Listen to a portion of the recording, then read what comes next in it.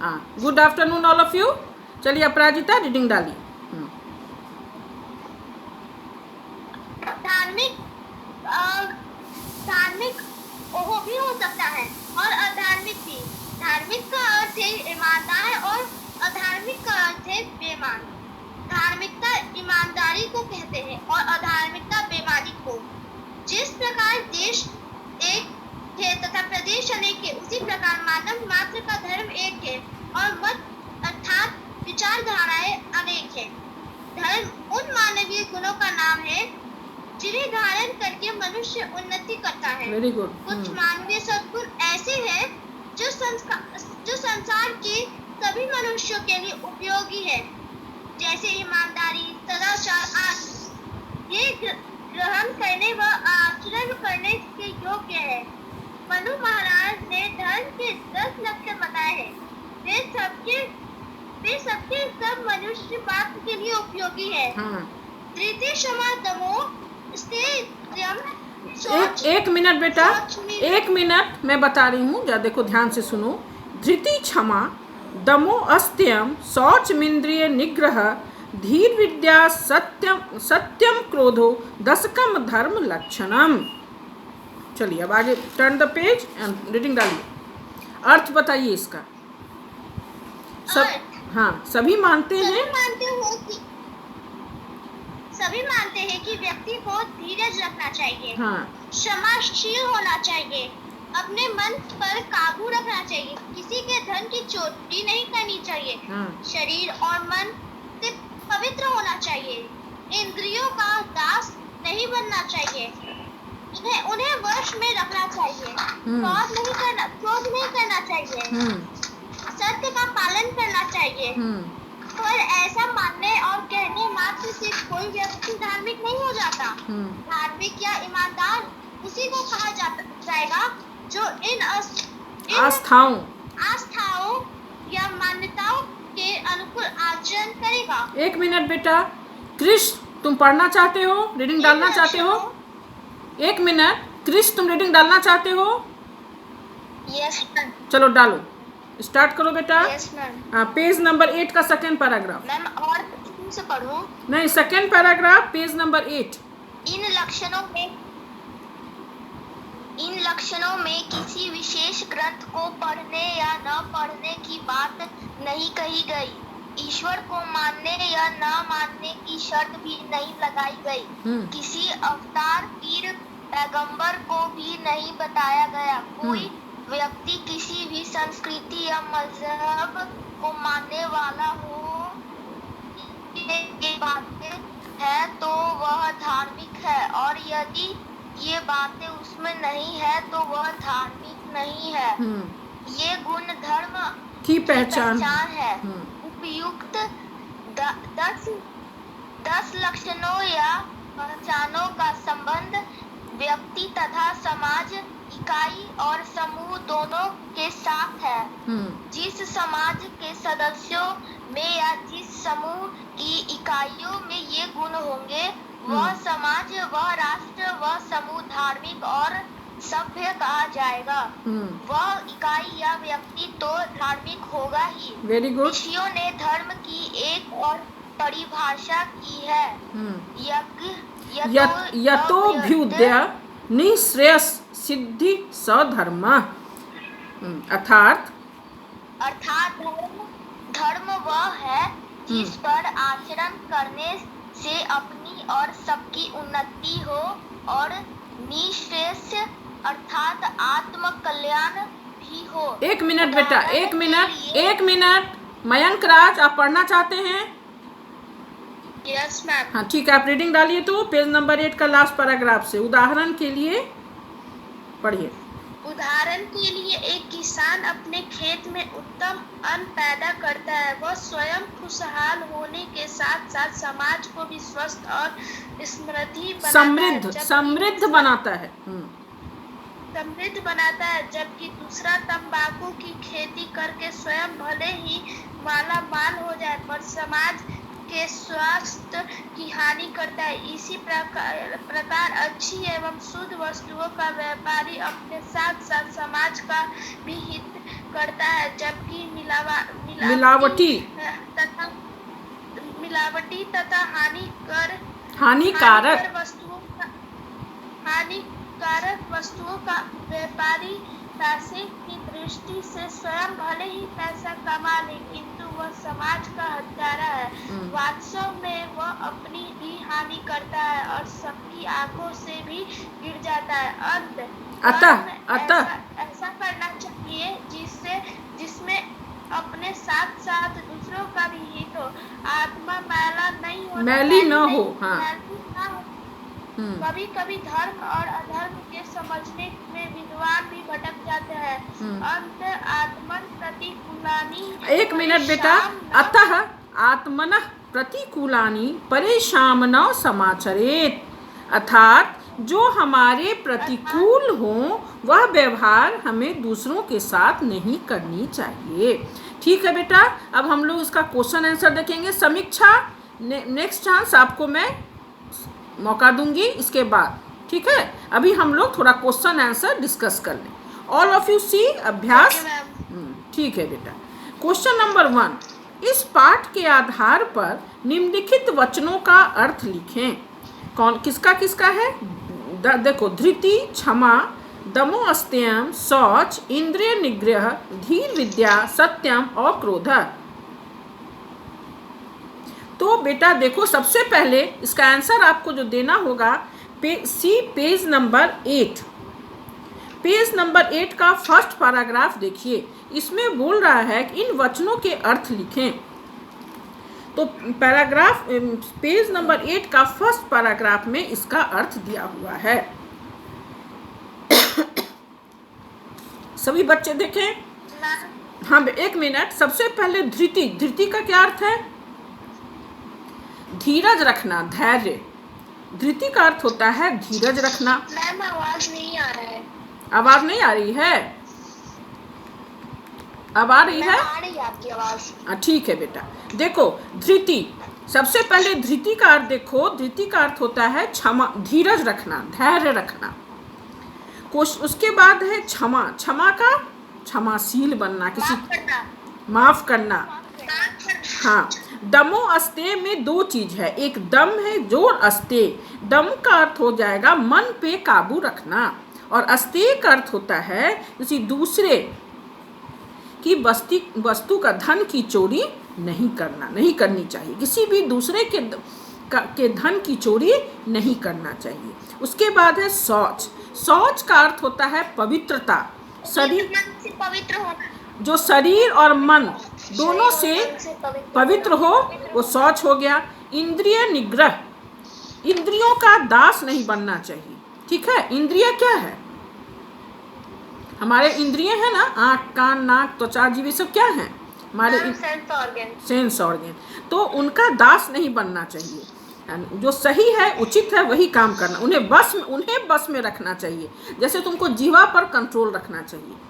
ये नहीं कि वो जो चाहे खाना, जो बोलना बोल दे, नहीं। तुमको अपना उस पर बस रखना चाहिए, कंट्रोल रखना चाहिए। क्रोध नहीं करना चाहिए। क्रोध नहीं करनी चाहिए। सत्यम, सदा सत्य बोलना चाहिए, सत्य का पालन करना चाहिए, है ना। धीर विद्या मतलब क्रोध नहीं, सत्य का पालन करना चाहिए। उसके बाद विद्या का पालन करना चाहिए, विद्यावान बनना चाहिए। ठीक है, तो इस क्वेश्चन का आंसर पेज नंबर 8 का फर्स्ट पैराग्राफ में है। सारा उसमें आंसर दिया हुआ है बेटा। तो क्वेश्चन नंबर 1 का आंसर आप अंडरलाइन कर लीजिए, पेज नंबर 8 का फर्स्ट पैराग्राफ। ओके, अब देखिए क्वेश्चन नंबर 2, वे कौन से गुण हैं जिनके कारण व्यक्ति को धार्मिक कहा जा सकता है? तो कहा गया है कि ये 10 गुण जो हैं, धृति, क्षमा, दमो अस्त्यम, शौच, इंद्रिय निग्रह, धीर विद्या, सिर्फ इस जो ऐसा कहता है, ऐसा पालन करता है, वही धार्मिक नहीं होता है। धार्मिक या ईमानदार उसी को कहा जाएगा जो इन आस्थाओं या मान्यताओं के अनुकूल आचरण करेगा। ठीक है, तो जैसे वे कौन से गुण हैं जिनके कारण व्यक्ति को धार्मिक कहा जाएगा, तो ये कौन से गुण हैं? यही 10 गुण हैं। ये 10 गुणों का जो ईमानदारी से पालन करेंगे, उन्हें धार्मिक कहा जाएगा। धार्मिक का देखो फर्स्ट पैराग्राफ का ही लास्ट 2 लाइन में क्वेश्चन नंबर 2 का भी आंसर है। धार्मिक यही 10 ये जो 10 गुण हैं, धृति, क्षमा, दमो, अस्तेय, शौच, तो इन सब का जो ईमानदारी पूर्वक पालन करेगा, इन आस्थाओं और मान्यताओं के अनुकूल व्यवहार आचरण करेगा, आचरण मीन्स व्यवहार, तो उन्हीं को धार्मिक कहा जाएगा। तो उपयुक्त 10 लक्षणों या पहचानों का संबंध व्यक्ति तथा समाज। धीर विद्या का क्या अर्थ है? विद्या, विद्यावान, धीमहि है ना, सबों के लिए, सबों के कल्याण के लिए, कल्याण करना, विद्या करना, धार्मिक होना, ठीक है। तो ये 10 गुण आपका फर्स्ट पैराग्राफ में दिया हुआ है, और दूसरे में भी फर्स्ट पैराग्राफ के ही लास्ट 2 लाइन में है कि जो इन 10 गुणों, कौन 10 गुण? धृति, क्षमा, दमो, अस्तेय, शौच, इंद्रिय निग्रह, अक्रोधा, इन सब का जो पालन, उनके अनुकूल जो व्यवहार करेगा वही धार्मिक कहा जाएगा। दोनों क्वेश्चन का आंसर देखो फर्स्ट पैराग्राफ में ही है, और नहीं तो फिर सेकेंड पैराग्राफ के नीचे में देखो, धर्म वह है जिस पर आचरण करने से अपनी और सबकी उन्नति हो और निःश्रेयस अर्थात आत्म कल्याण भी हो। जो इन सब का पालन करेगा, इनके हाँ बेटा,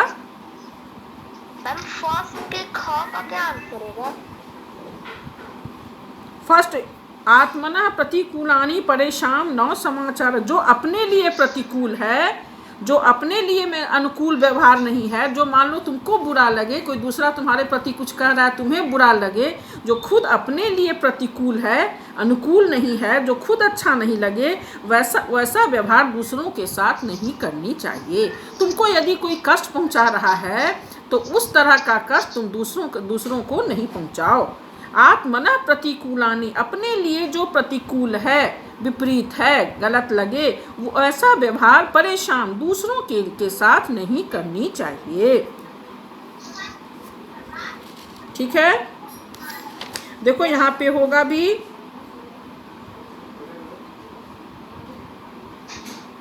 ये कहीं हम लोगों ने लास्ट लाइन 2 लाइन जो है, last 2 line page number 9 last paragraph का 2 लाइन, आत्मनः प्रतिकूलानि परेशान न समाचरेत, अर्थात जो हमारे प्रतिकूल हो, जो हमारे लिए अनुकूल नहीं हो, वैसा व्यवहार दूसरों के साथ नहीं करना चाहिए। जो खुद मुझे गलत लगे तो वो ऐसा व्यवहार करना चाहिए, दूसरों के साथ नहीं करनी चाहिए। तो देखो बेटा, क्वेश्चन नंबर 1 का क में पेज नंबर 8 का फर्स्ट पैराग्राफ में सारे का मीनिंग दिया हुआ है। धृति मीन्स धीरज, क्षमाशील, दमो अस्ते, दम माने मन पे काबू करना, अस्ते में दूसरों की धन की चोरी नहीं करना, शौच मीन्स पवित्रता, जो शारीरिक और मानसिक रूप से पवित्र हो, इंद्रियों को वश में करना, उनका दास नहीं बनना, धीर विद्या, दूसरों के लिए कल्याणकारी हो, सत्य बोलना, क्रोध नहीं करना, सत्य का पालन करना। ठीक है, और दूसरे का आंसर पेज नंबर 9 का लास्ट 2 लाइन्स, ख का आंसर। उसके बाद फिर क्वेश्चन नंबर 2 का आंसर पेज नंबर 8 का ही फर्स्ट पैराग्राफ का लास्ट 2 लाइन, ये 10 जो गुण हैं, ये धृति, क्षमा, दमो, अस्तेय, इन सब के अनुकूल जो आचरण करता है ईमानदारी पूर्वक, वही व्यक्ति धार्मिक कहलाता है। तो क्वेश्चन नंबर 1 का क और क्वेश्चन नंबर 2 दोनों का आंसर पेज नंबर 8 का फर्स्ट पैराग्राफ में है, और क्वेश्चन नंबर 1 का ख पेज नंबर 9 के लास्ट पैराग्राफ में। Any problem? 2 का एक बार और बता दीजिए। वे कौन हैं जिनके कारण व्यक्ति को धार्मिक कहा जा सकता है? तो वे 10 गुण हैं, है ना, जो जैसे बोलोगे, ये देखो ना यहाँ पे दिया हुआ है नहीं, पर ऐसा मानने और कहने मात्र से कोई व्यक्ति धार्मिक नहीं हो जाता। धार्मिक या ईमानदार उसी को कहा जाएगा जो इन आस्थाओं या मान्यताओं के अनुकूल आचरण करेगा। कौन सी आस्था, कौन सी मान्यता? तो यही 10 गुण जो है। जो क्षमाशील हो, बोले कि कौन ईमानदार कहा जाएगा? तो जो धैर्यवान हो, क्षमाशील हो, अपने मन पे काबू रखता हो, है ना। मन और आत्मा और मन से, शरीर से पवित्र हो, दूसरे की धन की चोरी नहीं करे, अपनी बातों से दूसरों को कष्ट नहीं पहुंचाए, सत्य बोले, सत्य का पालन करे, इंद्रियों को बस में रखे। इन सबों का पालन, ईमानदारी से पालन करने वाला व्यक्ति ही धार्मिक कहलाएगा। समझ गए बेटा? कोई प्रॉब्लम नहीं? ठीक है। अब चलिए, अब हम लोग थोड़ा सा, मैम कल टेस्ट में क्या आएगा? चैप्टर, हाँ, अब हम लोग उसी पे डिस्कस करेंगे बेटा। All of you take out your Sanskrit Surabhi book and turn chapter 1। Portion आपके ग्रुप में दे दिया गया है। चैप्टर 1 आप अच्छे तरीके से पढ़ लीजिएगा, उसका अभ्यास भी, उसका व्याकरण भी, ठीक है। ऑल ऑफ यू धातु रूप में पांचों लकार आएगा मैम। हाँ, लेकिन मेन देखो बेटा, इसमें चैप्टर में तो पांचों लकार नहीं दिया हुआ है। देख रहे हैं, लट लकार है, लंग लकार है और लिट लकार है। ये तीनों का प्रयोग दिया हुआ है कि किस शब्द के साथ कौन सा कैसा प्रयोग होगा। तो इसीलिए ऐसे तो आप लोगों को सिलेबस में पांचों लकार पढ़ना है, लेकिन इस चैप्टर में 3 ही लकार है। तो ये अभी इस चैप्टर से ही आप पढ़िएगा, धातु रूपाणि प्रयोगा। हाँ बेटा बोलिए। मैम हम लोगों को मतलब स्नैप होमवर्क पे हॉलीडे लिस्ट मिला है, उसमें कल लिखा हुआ है महावीर जयंती के लिए स्कूल का छुट्टी है। छुट्टी है, फिर भी देखिए लिस्ट मिला है आप लोगों को। हाँ तो सुनिए ना, फिर भी टेस्ट तो, सुनिए ना बेटा, फिर भी टेस्ट तो हो रहा है। संडे भी तो छुट्टी होती है, हर एक संडे छुट्टी होती है, लेकिन संडे को टेस्ट होता है। और आप लोगों का ही बहुत ज़्यादा, आप लोगों की क्यूरियोसिटी बनी हुई थी, मैम टेस्ट कब होगा, टेस्ट कब होगा, तो रख दिया गया टेस्ट। तो दीजिए टेस्ट, अच्छी बात है ना। हमेशा होगा, थर्ड संडे को हमेशा होगा टेस्ट। हाँ बेटा, फर्स्ट, सेकेंड, थर्ड, फोर्थ, चारों संडे को टेस्ट होगा, ठीक है। फर्स्ट एंड थर्ड में हिंदी, इंग्लिश, मैथ, और सेकेंड एंड फोर्थ संडे को एसएसटी, साइंस एंड संस्कृत। तो कल आप लोगों का एसएसटी, साइंस और संस्कृत का टेस्ट होगा। चलिए, तो all of you take out your Sanskrit Surabhi book and turn chapter 1। थोड़ा हम लोग पहले इसका अभ्यास देख लें, उसके बाद में धातु रूप का प्रयोग जो आपको आया है पोर्शन में दे दिया गया है, चैप्टर 1। और चैप्टर 1 में ही व्याकरण में है धातु रूपानाम प्रयोगा, धातु रूप का प्रयोग। तो चलिए, सबसे पहले हम लोग अभ्यास निकालिए। Turn page number 6, all of you. और इसका आप लोग चैप्टर 1 का शब्दार्थ भी जरूर याद कर लीजिएगा। सबसे पहले बताइए तो भीता, भीता मीन्स क्या होता है बेटा? डरे हुए। हाँ अच्छा, न्यूनतरा, सी पेज नंबर 2, 3, 4, 2 से देखना शुरू कीजिए। न्यूनतरा, न्यूनतरा मीन्स पहले से कम, पहले से कम। Very good. बुभुक्षिता, बुभुक्षिता का अर्थ क्या होगा? गुहासु, गुहासु, हाँ वेरी गुड। हाँ गुहाम, गुफा को, ठीक है। अभ्यंतरम, अंदर, हाँ very good. Turn page number 6 and see अभ्यास। चलिए, पहला है आम अथवा नौ। सिंह बनस राजा आसीत, आम अथवा नौ? हाँ हाँ, एक आदमी बोलिए बेटा। पशवा सिंघात भीता नौ आसन, नहीं, सिंह तो डरे हुए थे। हाँ, सिंह, एक मिनट, हाँ, सिंह पशून मारियति स्म, आम, आम। एक मिनट, मैं बता देती हूँ और आप लोग मिला लीजिए कि आप लोग को आता है कि नहीं, ठीक है। सिंह बुभुक्षितः न आसीत्, नौ। गुहाया स्वामी एक श्रृगाला आसीत्, आम। गुफा का स्वामी तो श्रृगाल ही था। श्रृगाला मार्गे सिंहस् चरण चिन्हम न अपश्यत, रास्ते में सियार ने सिंह का पैर के निशान नहीं देखे, देखे थे ना, तो क्या हो जाएगा? 9। तो क्वेश्चन नंबर 1, मार्गे मतलब सियार होता है या भेड़िया? सियार। तो देखिए क्वेश्चन नंबर 1 का पहला आम, दूसरा 9, तीसरा आम, चौथा 9, पांचवा आम, छठा 9। अब दूसरा देखिए, उचित पदेन रिक्त स्थानां पूरयन्तु। ब्रैकेट में आपको 2 ऑप्शन है, उसमें से एक ऑप्शन चुन के उचित पद चुनकर आपको रिक्त स्थानों की पूर्ति करनी है। डैश पशून मारियति, सिंह श्रृंगाल। कौन पशु? सिंह। Very good. डैश बलवान आसीत, श्रृंगाल सिंह। हाँ वेरी गुड। डैश भीता आसन, पशव। डैश बुभुक्षिता आसीत, डैश बुद्धिमान आसीत। हाँ वेरी गुड। 1 मिनट। विशेषण सह योजयन्तु, अर्थात विशेषण को विशेष के साथ मिलाएं। तो भीता किसके लिए है ये विशेषण भीता? यदि एग्जाम 1 मिनट, हाँ 1 मिनट बेटा, यदि एग्जाम में आएगा तो सामने सामने लिखिएगा, ठीक है। बुद्धिमान श्रृंगाल,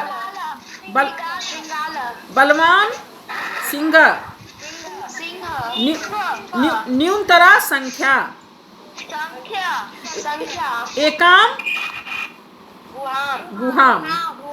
हाँ वेरी गुड। अब क्वेश्चन नंबर 4, एक पदेन उत्तरत है, ठीक है। कह मनस राजा आसीत। मेरी बात सुनिए 1 मिनट, जब गौर से सब कुछ सुनिएगा, बीच में नहीं बोलिएगा बेटा, ठीक है।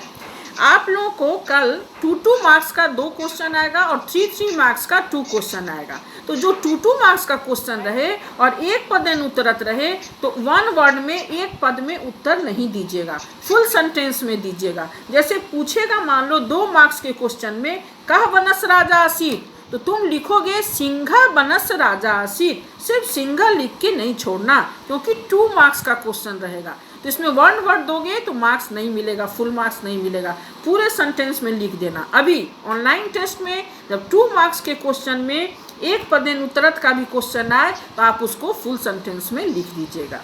जैसे पूछेगा सिंह कान मारियति स्म, तो सिंह पशून मारियति स्म। पशव कस्मात भीता आसन, पशव सिंघात भीता आसन। फुल सेंटेंस में लिख दीजिएगा, ठीक है। तब 2 में 2 मार्क्स आएंगे। कह बुभुक्षिता आसीत, तो सिंह बुभुक्षिता आसीत। तो उसके बाद क्वेश्चन, हाँ बोलिए। एग्जाम में न लिखेंगे कि नहीं? न भी लिख सकते हैं, नहीं भी लिख सकते हैं। न ही लिखिएगा।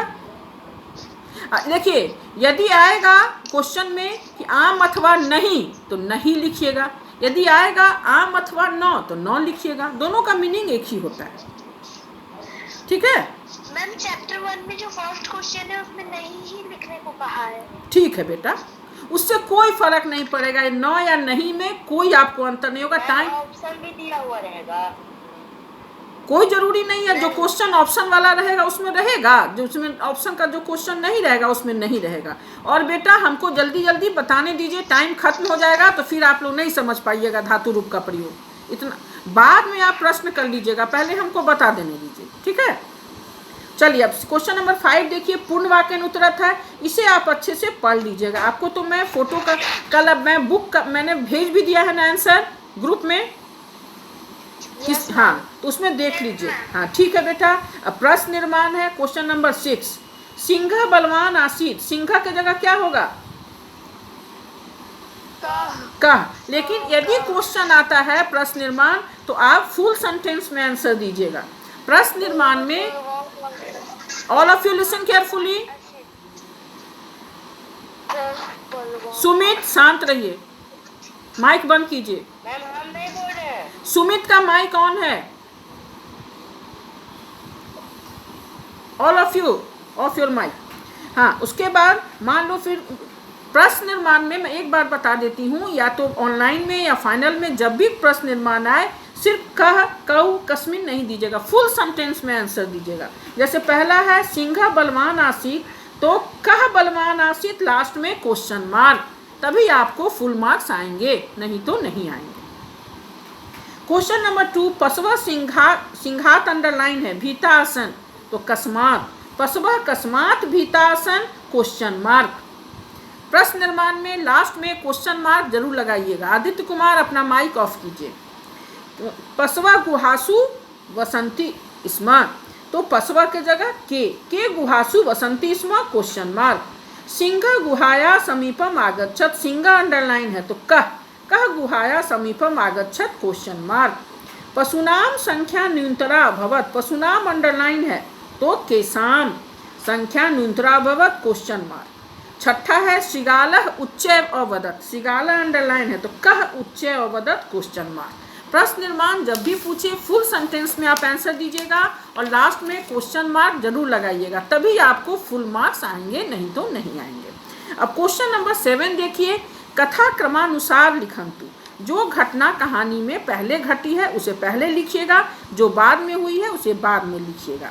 जैसे यहाँ पे है सिंह बनस राजा आसीत, तो पहला क्या हो जाएगा, पहला हो जाएगा, ठीक है। उसके बाद दूसरा कौन सा हो जाएगा, चौथा दूसरा हो जाएगा।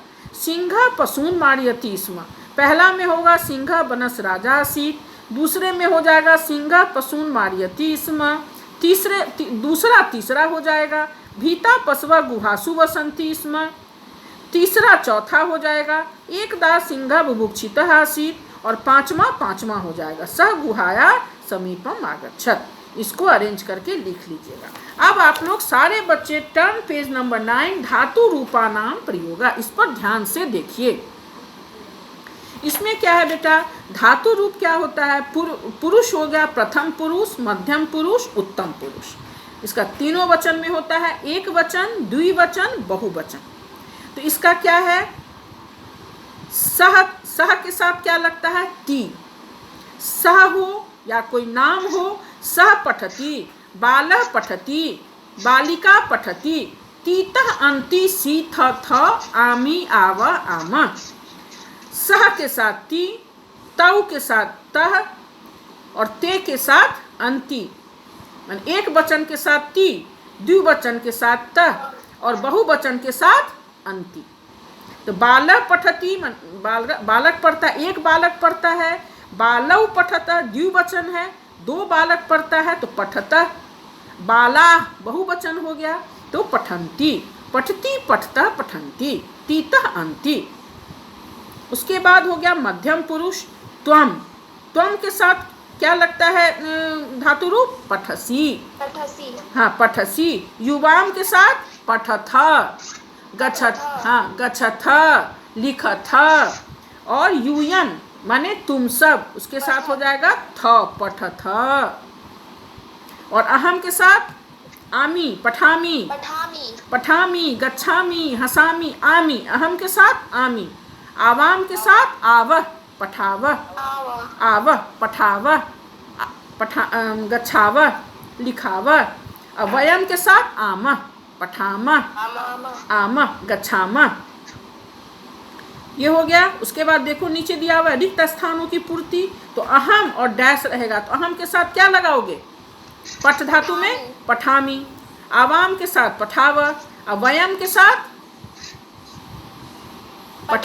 पठामा। Very good. बालिका चाहे सह नृत्यति है ना, और सह तौ स्त्रीलिंग में बालिके है, और सातेता और पुल्लिंग में होता है सह तौते, और स्त्रीलिंग में होता है सातेता। तो बालिके या बालकौ नृत्यता, नृत्यति, नृत्यता, नृत्यन्ति, है ना।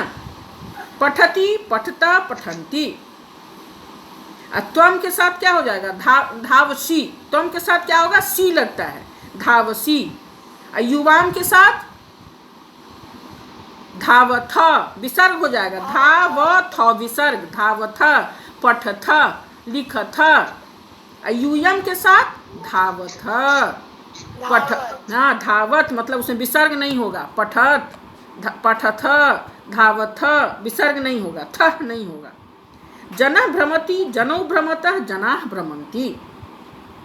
गजः चलति, गजौ चलतः, गजाः चलन्ति। बहुवचन में अंति, हाँ एक वचन में ती, तीतः अंति सीतथ आमी आव आम। हाँ त्वम क्रीडसि, युवाम क्रीडथ, विसर्ग हो जाएगा, क्रीडथ, यूयम क्रीडथ। हाँ फिर यहाँ फिल इन द है कि उचित धातु रूप से रिक्त स्थानों की पूर्ति करें। सिंह, गर्जती और गर्जंती।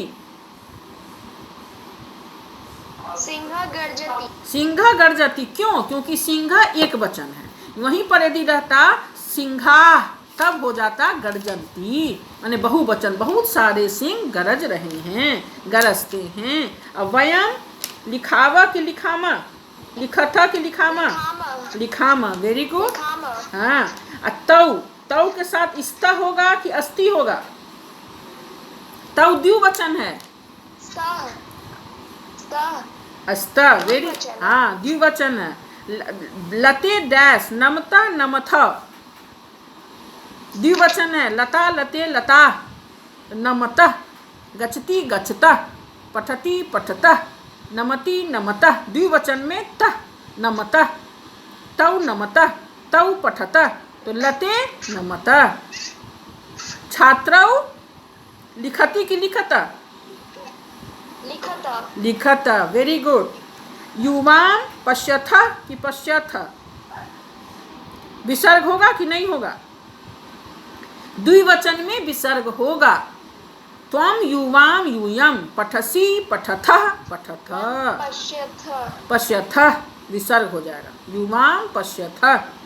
उसके बाद आपको आ सकता है लिंग परिवर्तन करने। लट लकार की क्रिया दे देगा धातु रूप, बोलेगा इसको इसे लंग लकार में परिवर्तित करें या इसे लिट लकार में परिवर्तित करें। तो सह पुस्तकम पठती, लट लकार है, इसे आपको लंग लकार में परिवर्तित करना है। तो पठती का क्या हो जाएगा? सह पुस्तकम अपठत। अपठत। अपठत। हाँ, लंग लकार का रूप कैसे चलता है? अपठत, अपठताम, अपठन।